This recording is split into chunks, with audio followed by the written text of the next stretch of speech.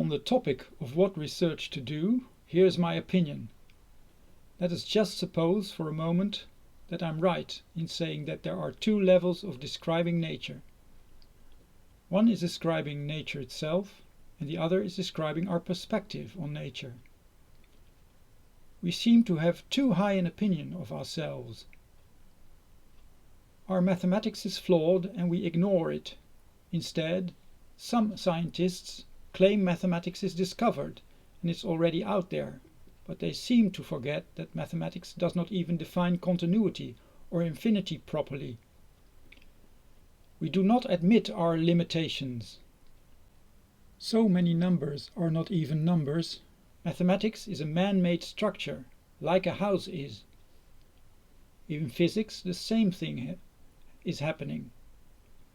We do not admit our limitations. We are not describing nature, we are describing our perspective on nature.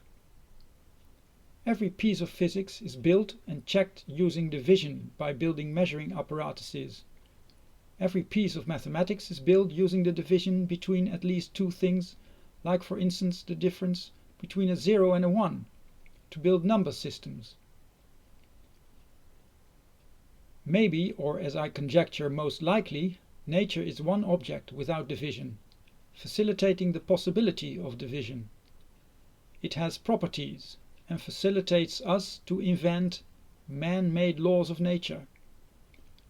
We should not ignore this possibility.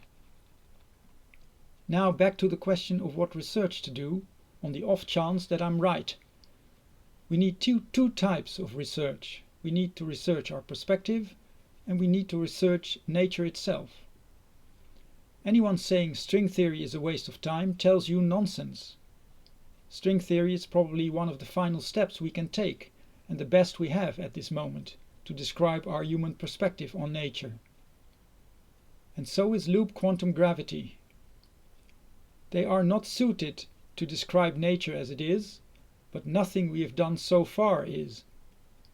These theories have to compete to make progress in our quest to understand.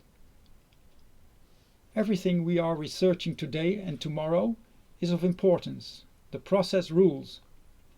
We should continue and do even more. We can easily afford it. All we have to do to fund it is take money from the war industry. A few percent of the war effort will probably be more than enough.